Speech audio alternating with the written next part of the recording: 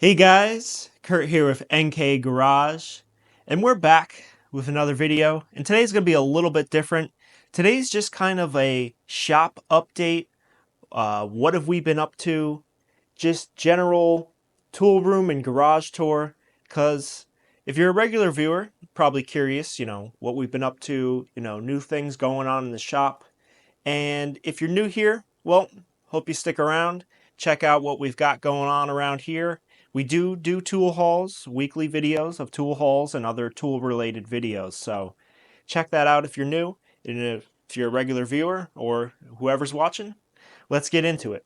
So last weekend, January 4th, we went to the Attic Tool Club, Antique Tools and Trades in Connecticut. They hosted their frozen tool swap meet. It was really fun. First time ever being there. I'm a brand new member, so we reserved a table and we were able to sell some tools.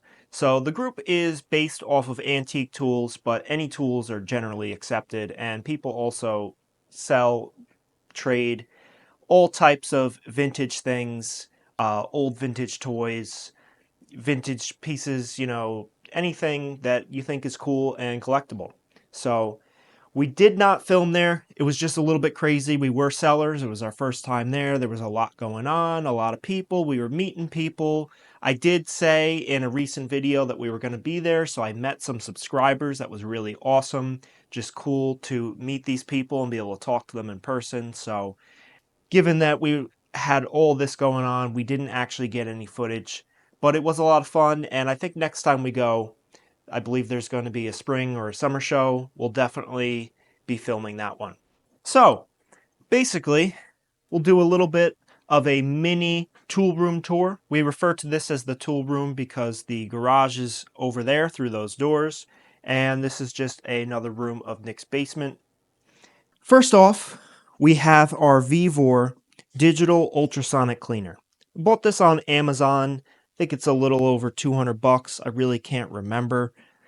They're not that expensive for what they are. They're all Chinese. If you get the Vivor or if you buy the other brand, they all look exactly the same. Vivor just puts their name on it.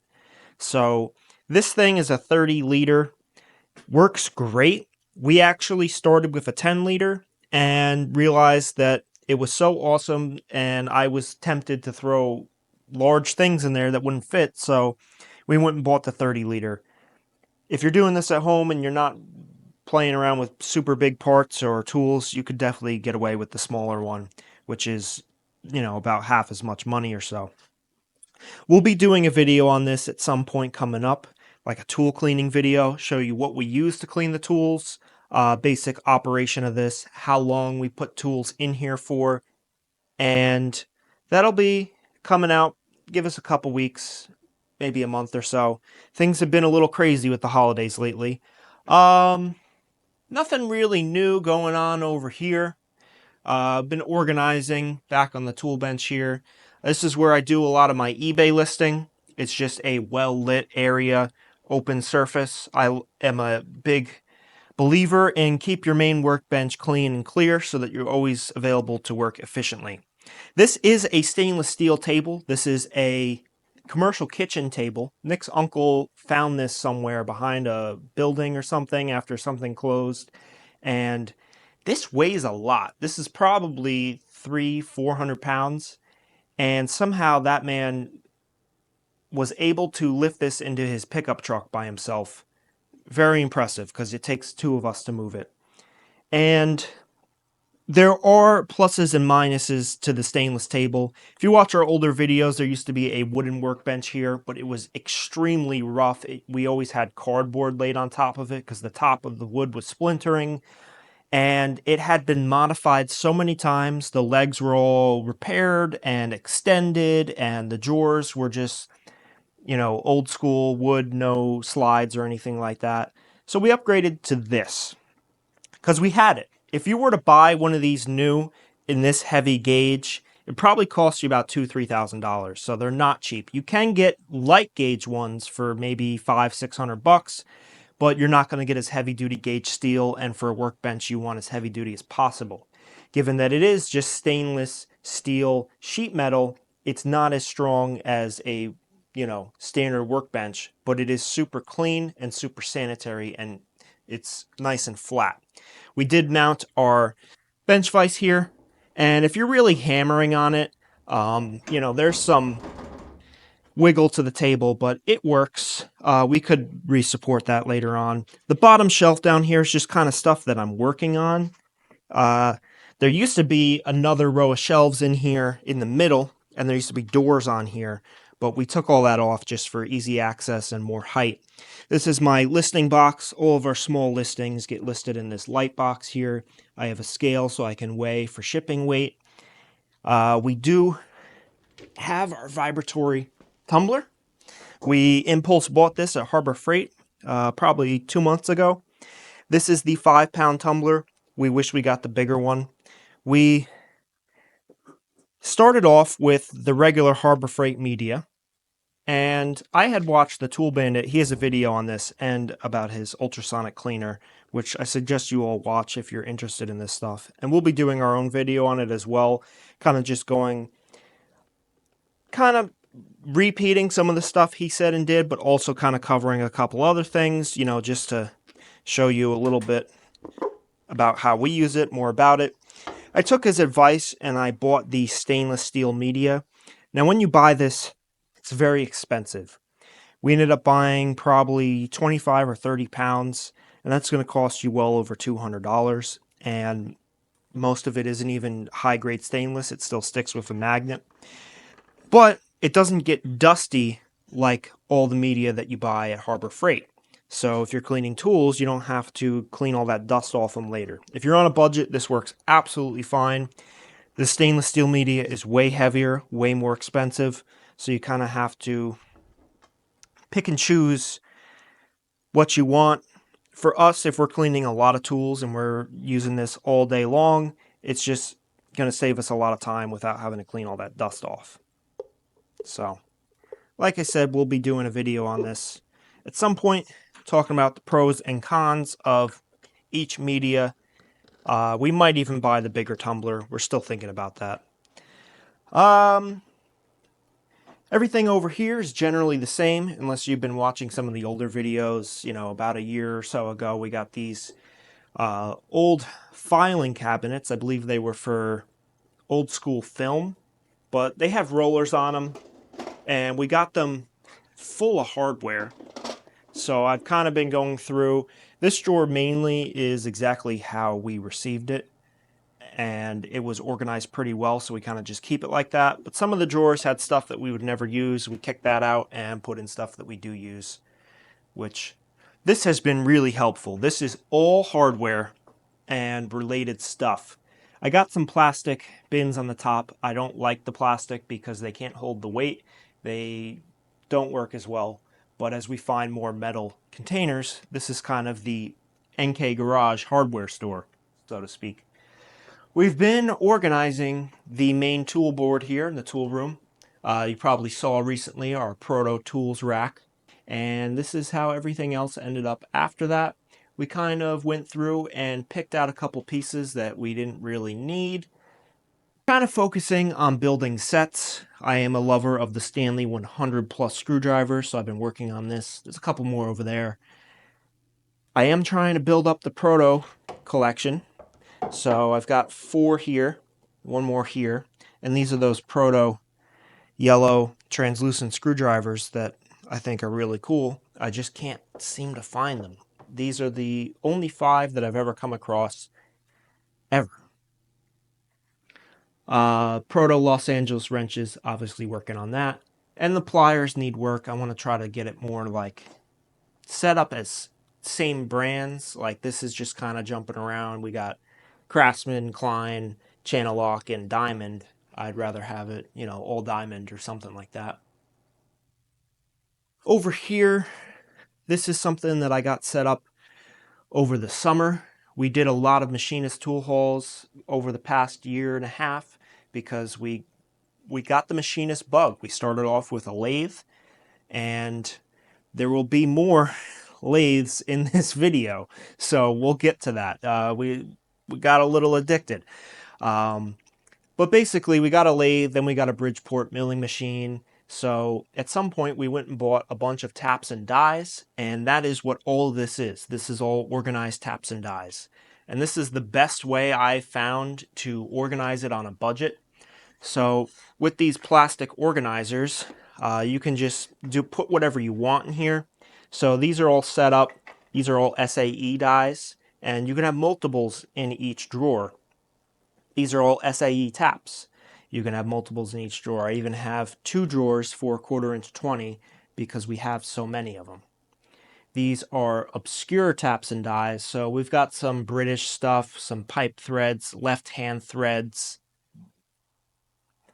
Then we have the metric section, which is way less than the SAE because it's hard to come across this stuff on the secondhand market. So metric dies, metric taps. This here hasn't been used yet, but as we get more metric, I think I'll have to tap into that. Pun intended.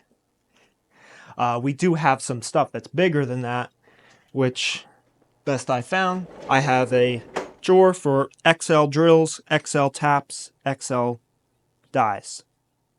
Simple. Anything in here is either extremely big, long, or microscopic. So there's some very small guys in here. Very tiny. With that, we organized our metal stock. This is all of our long metal stock. We have short stock in the other room by the lathe, but we've got it organized: threaded rod, flat stock, round pipe. There's round stock 1 inch plus, round stock 1 inch minus, non-steel, hollow tube, flat steel, and smaller threaded rod. And we use this stuff all the time. We're always fabricating things. We're either making custom tools, fixing things a custom way, or modifying things. Either we're making tool racks for our equipment, fixing equipment, kind of changing it up, repairs, anything like that. That's why we got into machining, is because we do own a lot of heavy equipment, small equipment, and a lot of times you just need to make your own parts. Up here is kind of our machinists, drafting, marking, all that kind of stuff. We got bevel gauges, squares, combination squares, calipers and dividers, protractor, basic stuff. I have a whole video on these Vevor drill cabinets. I bought them on Amazon as a 3-piece set for $200. You got the A through Z, fractional 1/16 to 1/2 inch, and 0 to 60. So 0 to 60 and A through Z are really helpful when you're doing tapping, because you can just refer to a tapping manual, see what size you need, and it'll just tell you, that number. They also have everything here in thousandths, which is very nice.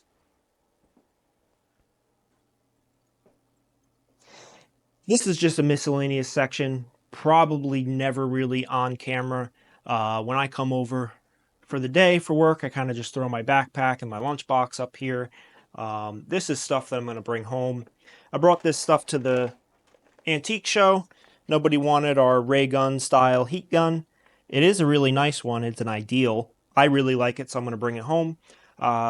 Chicago number 2 pencil sharpener. I'm also bringing that home, along with a couple pairs of Crowder pliers and a steel ruler made by Brown & Sharp.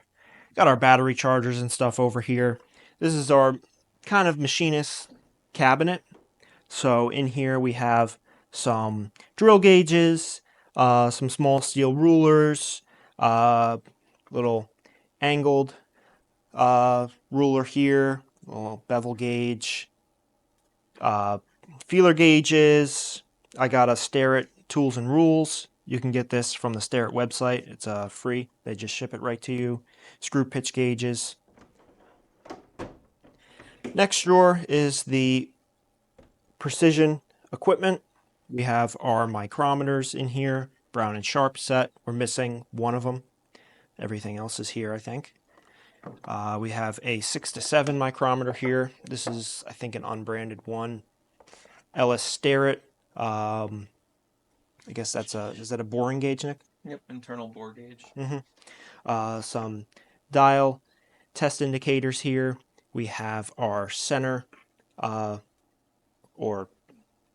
the finders, edge finders for the mill. Thank you, Nick. Precision angle blocks. There's a whole set in here. This is really cool. Radius gauges set. That's a really nice set. We have, this is precision block, precision angle block. And in here is a Mitutoyo digital micrometer. This one only goes 0 to ½ inch though. Basically precision tools for precision measurements. I shouldn't have done that. And down here is all our tap and die tools. So we have a lot of tap and die handles, and there's a couple thread files in here. I have this book. It's a little beat up, but this is what I refer to when tapping and dyeing. It's a Morse handbook, and there's just so much valuable information in here. And I trust this a lot more than the internet, and it's a lot easier to go through this than pull out your phone and start doing all that. So there are just pages and pages in here full of information. I use that book almost once a week, if not more. It's very, very helpful. Yeah, it has been very helpful. And some viewers, because we do so many tool hauls, and when we're doing the tool hauls, we don't really show you guys us using the tools, but we do use a lot of the tools that we bring home. We don't keep everything because we love to buy in bulk, and buying is fun. So we resell what we don't need, doubles, triples, quadruples. You know, we don't need excess. We have a couple of everything here already, so we pass that stuff on to the next user. But we have been growing our machinist tools like crazy. We have a pretty well set up home machine shop here. A lot to go, but a lot has been done over the last few years. Now let's head into the garage where we will see even more. Oh boy. All right, guys, give me a second to clean this up. We got a mess going on in here, so we'll be right back. All right, guys, it's many hours later, but we finally got the garage cleaned out. We've been working on so many projects around here, stuff for our landscape company. You probably saw a trailer. There was also a lawnmower in here and various other stuff. So we got all that out of the shop, and now it's time for the garage little tour. So most of it is relatively the same if you guys remember our setup, but there's a couple of new things in here. Recently we went to a equipment auction, online auction, picked up about 25 minutes from us, and we got ourselves this thing.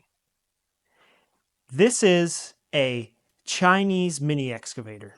It's about a 1-ton machine, and some people consider these things toys, but it's a toy that can do work. So we weren't really looking for one of these. We have a mini excavator, but that's about a 4-ton machine, and this is much smaller, but we were in the market if it came up at the right price.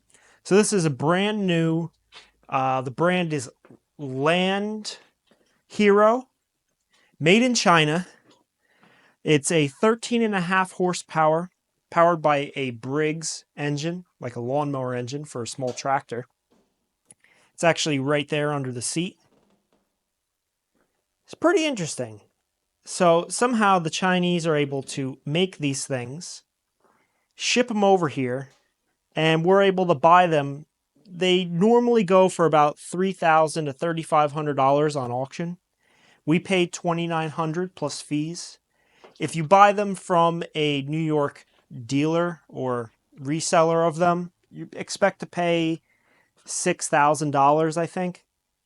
But we weren't interested at it for $6,000. We were only interested because it came up and it only was bid up to $2,800. So we decided the auction was at the end. Let's snag it for $29,000.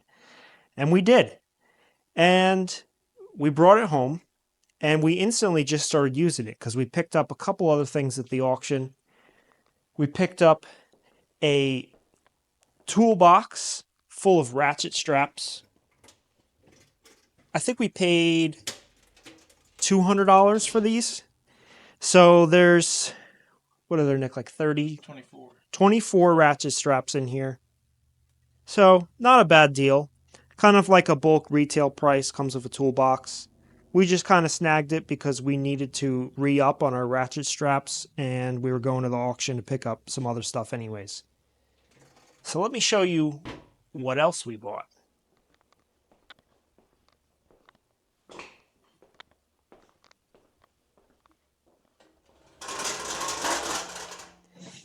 We bought 2 anvils. These are also Chinese. Everything at this auction was brand new from China. These are the Land Honor brand.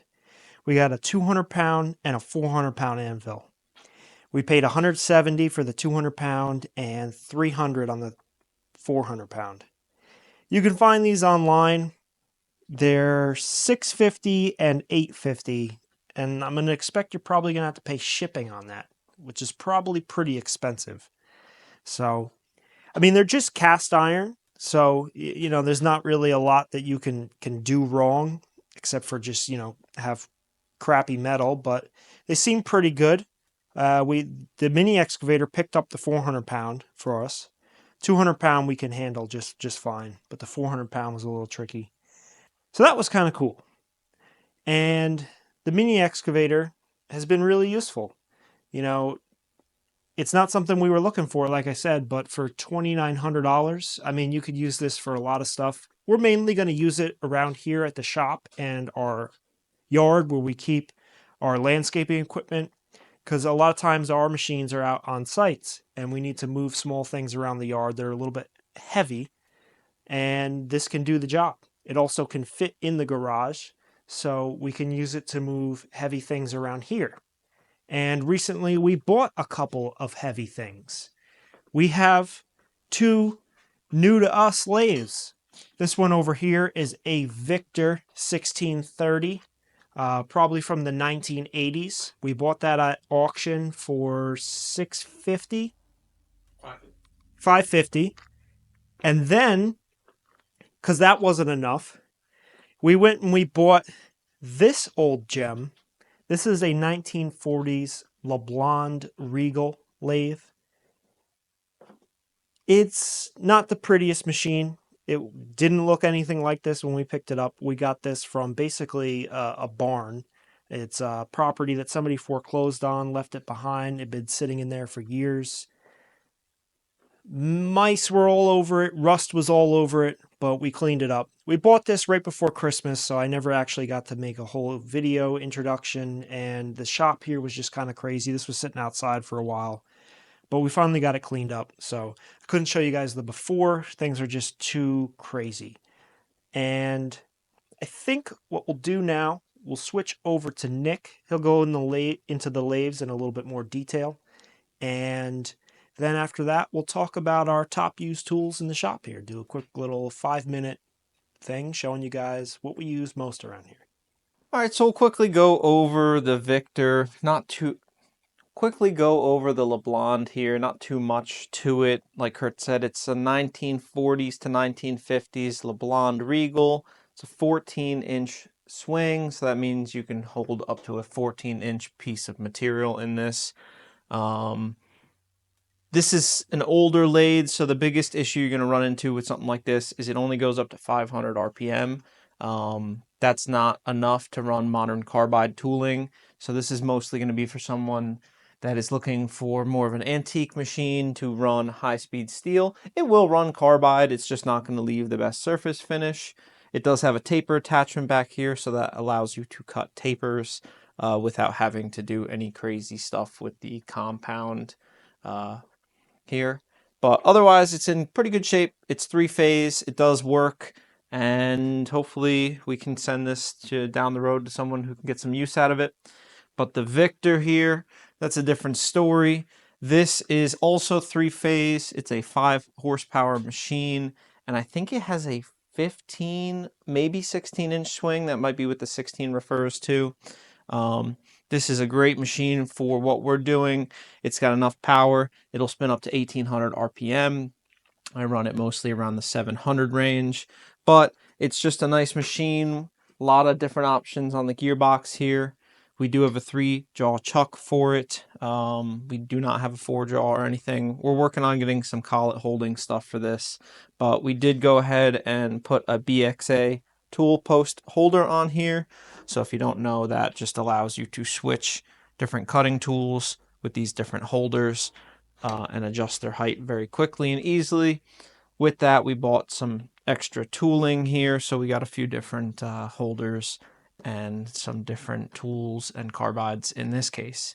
But this has been a really nice machine for us here in the shop. It also has a taper attachment, which we have used, but this is going to be used a lot for just repairs and general maintenance on our equipment, plus tools that Kurt gives me to either clean up, modify, or sometimes even do custom. Just like this chuck wrench here, this machine did not come with one, so we actually whipped this up in the lathe and the mill, and it's been working great. So I think that's good on the machinist stuff for now. If you want to hear more about this, let us know down in the comments. We could do a little more in-depth videos on these, but I think we'll let Kurt get back into our tools here. Thanks, Nick.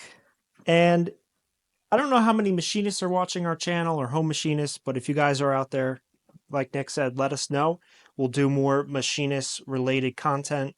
We are learning here. I actually have not used any of the machines. I'm kind of like Nick's apprentice. I've kind of just do some light research, check, tap sizes and drill sizes for him and just kind of help him, as we're been collecting and buying all the tooling for it and everything.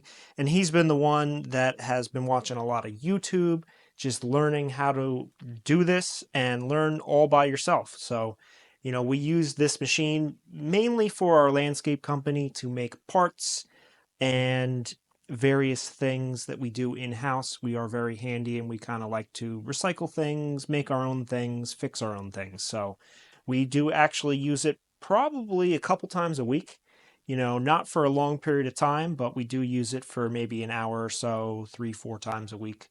The milling machine gets used a little bit less. That has been really great, but that one, we use a lot less than the lathe. So that one maybe fires up once a week or so. And we have both of these are 3-phase. So we have our 3-phase converter. So we have a motor that is up in the attic, and that gives us that third leg for the 3-phase power. So the 220 goes in here, that motor boots up and gives us 3 phases of electricity. I'm not an electrician or an electrical engineer, so I don't know how to explain it any more than that, but that's kind of how that works. So if you're going to get into machining and you do want to buy a piece of 3-phase equipment, because they are out there and sometimes they can be for a really good deal, like this could be a $4,000 lathe, but we got it at auction for $550. And the lathe over there, we are reselling it on Facebook. If anybody's local and they're looking for a lathe, it's a pretty cool machine if you're going to do old school high speed steel, like Nick said, which is a great way to learn and works just fine. And high speed steel is really cheap. So we are reselling that for $1,500 on Facebook. We bought it for $500. We bought some other stuff from the guy, and it was just a mess when we got it. It was so ugly, and we refurbed it. We took a lot of parts off of it. We changed the oil in the gearbox and everything, and just went through it for probably about 2 days to get it to that condition. Just kind of because we love these things. It came with some additional pieces and hardware and stuff like that that we got from the place we got it. So it was kind of like a good deal for us to be able to flip that and get some goodies for ourselves. So the garage, we don't really film too much in here. Sometimes when we need more space, I'll set up tables here, but we don't really go around and talk a lot about what we do in here and what our most used tools are. Some of those tools that we use a lot are this engine crane, or shop crane as you might call it. I bought this from Harbor Freight probably about 10 years ago when it was on sale for $99. And I bought it to lift engines out of cars. At the time, I was working on a lot of Subarus, the Subarus from the 90s, early 2000s that had head gasket issues. I buy them on Facebook for $200 to $500, and or Craigslist it was back then, and then flip them for $2,000 to $3,000 after doing the head gaskets. We'd send the heads off to the machine shop, order all the parts, take the motor out, put it all back together, and that was kind of fun. It was a good little flip and just fun, knocking around, doing your own home mechanic stuff we do back then. Then it sat for a long time.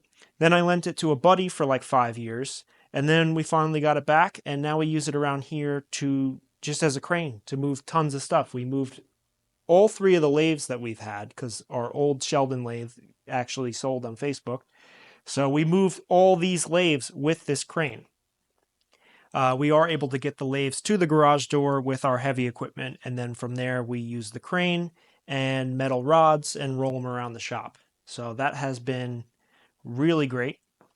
Next up is our tire machine. I did do a video on this. This is the Coates 2020 tire machine, and I swear we use this thing every single week. With our company, we probably have over 50 tires between trucks, trailers, equipment, our own personal vehicles. Now, this is a vintage tire machine, and this is not really designed to do modern wheels. Nick did mount the tires on my Volkswagen because I told him that I don't care if he scratches the rims. And if you know enough to get dangerous, you can make it work. You just got to be careful. And we mainly use it for equipment and trailer wheels, just steel rims. And we are always getting nails.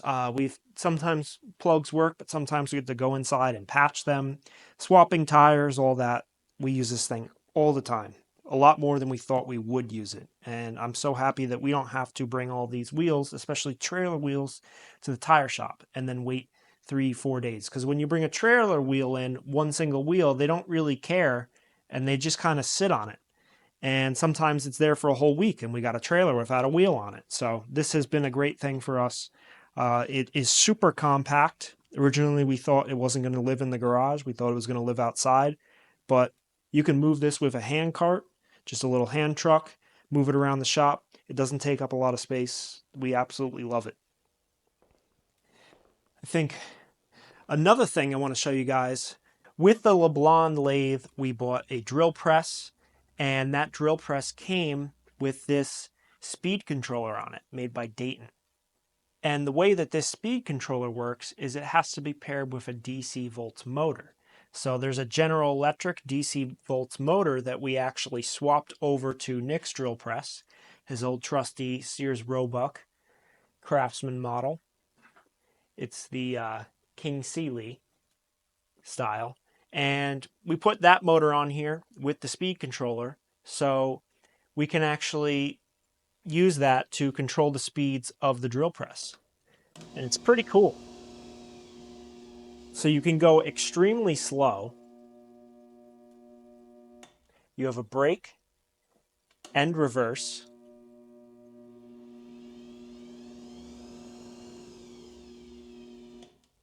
All on this handy control panel.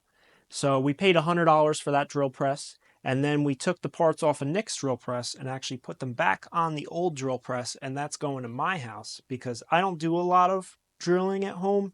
Nick does a lot more here in the shop, so we'd rather have the speed control here in the shop. So now I have a drill press, we got some drill press upgrades, and that was really cool. So another thing that we use all the time in the shop is the Oxyacetylene Torch. We bought this with our first lathe from a company that was making wind chimes by us. They shut down their production in USA, moved everything to China. Many years later, they decided to start liquidating all of their old equipment they don't use. When we were there, we saw this. We paid $50 for it. It comes with a heavy-duty cart. We got the oxygen tank, the acetylene tank, the torch, everything. Even there's a bunch of tools in there for $50. And we paid that price because we knew it was sitting, and at the time it was covered in like wood dust and stuff, and I didn't know if anything was going to work. So I kind of just threw a low price out there and we got it. We use this probably every week. I can't believe that we used to not use a torch. We used to fight things. We used to use the propane torch, heat, penetrant oil. But when you're replacing some stuff, especially when you're replacing hardware, sometimes it's just easier to cut it right off instantly. So that's been a great thing. We're finally at the point where we need some more gas. So we've only had $50 in it so far, and we've been using it for over a year. That was pretty cool. Nick has his old trusty welder, his Hobart welder. That has been great. That comes out probably just as often as the Oxyacetylene Torch, just welding and fabricating. Like I said, we make a lot of our own stuff around here, just why not? We have our plasma cutter. This is the Hypotherm PowerMax 45XP. We bought this from our local welding store. You can get these much cheaper. I think they're even on Amazon, like a couple $100. Dale's Workshop did a video on one that he got that works on 120 volt actually. So if you guys are looking into that, go search Dale's Workshop and check out his video. Ours is obviously a higher scale model. We just kind of wanted something serious, and we use that again for when we do fabricating. And I think that pretty much sums it up for some of the big tools we use around here, some of the new stuff that's going on. It's coming together. Nick, this is his family. His grandparents built this house. His uncle then inherited the house. Then his uncle passed away, and Nick bought the place. And it came with a lot of stuff, some good stuff and some bad stuff. There was a lot of hoarding going on here. We've been slowly kind of cleaning that out and kind of just revamping it for our own use. And it's definitely coming together. We're still on the hunt for a large toolbox. Basically, our criteria is to fit a large toolbox in this center section here. It's kind of the center of the garage. That makes most sense. We'll probably lift this table up to the height to fit the box, but this leaves us at, I think, like a 64-inch wide, not a 70 plus or anything like that, because we are outgrowing these toolboxes. That's why we have the US General, the Craftsman, and then these two Craftsman top chests. We'd love to consolidate down to one big box, maybe one top chest. And then eventually we want to get another US General box. Not the two double side-by-side bay, but the one that has just drawer after drawer, single bay. Then we're going to use that as a machinist box over by the lathe. So those are things that are coming up. Not sure when.